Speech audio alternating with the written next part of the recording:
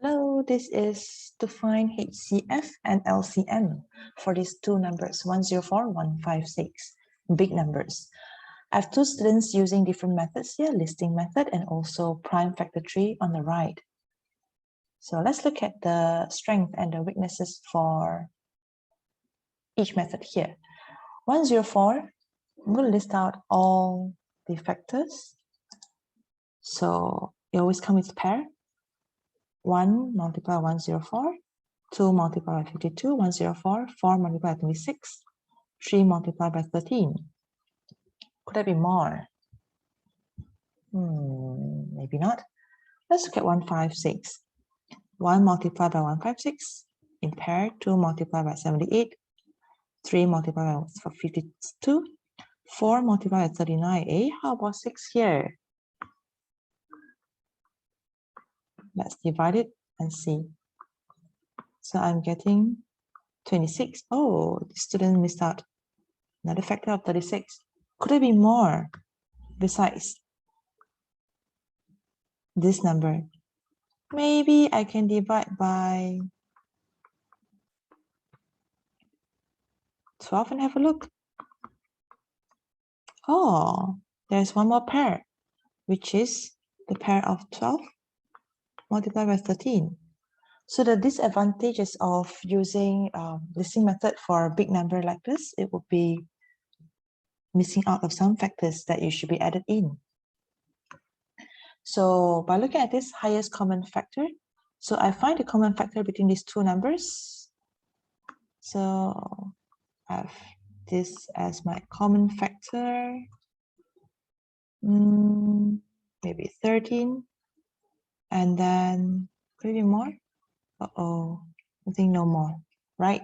So my HCF is the highest number among this common factor, which is 13. Let's check with the prime factor tree. So these students branch out to the products of 104, which is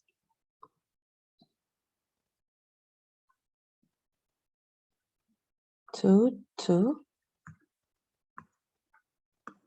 2, and 13. Yep, these are prime numbers and then prime factors. Put it in index form. Same goes to 156. So I have this as my prime numbers, so 2 squared and also 3 and 13, 3 and 13. So to find the highest common factor of this both number, I'm looking at the smaller frequency of prime that exists in both numbers. So let's check out.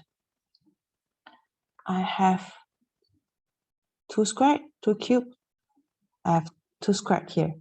So I'm looking at the smaller frequency of the prime numbers that exist in both. So I'll be picking 2 squared here, right? Correct? And then can I take 3 in? Uh-oh, there's no 3 as a factor for 104, but there's 13 in both. So I'm picking 13 here. So 4 multiplied by 13, I'm getting 552 here.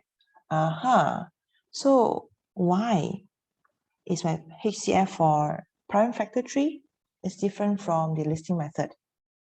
So I could have missed out something. Can anyone identify it here? There's one more common factor here which I missed out. So 52 should be the highest among all these instead of 13. So that's 52. Right. So as you can see, listing method has some risk there.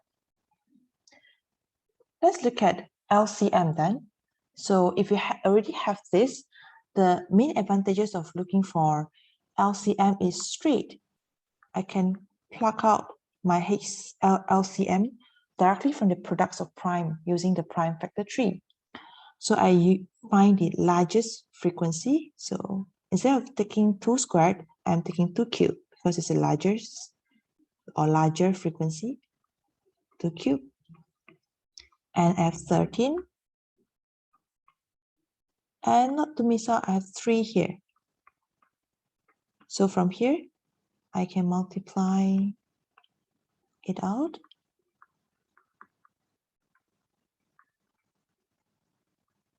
and I'll get my LCM as 312.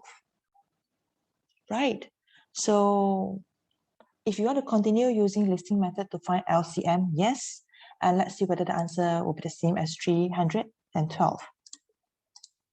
So this is from another student. She put it, list out all the multiple, and the first multiple that happened to be here, and the lowest one is 312. Yes, exactly the same LCM that we found in the factor tree, but we do not need to do double steps just by using the existing prime factors that has been listed out.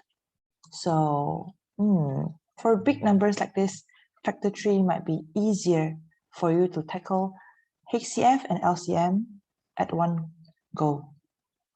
All right, I hope it helps you to consider which method to use best, but best is you have both methods in your hand and you choose which situation to go for which. Thank you for listening. Bye-bye.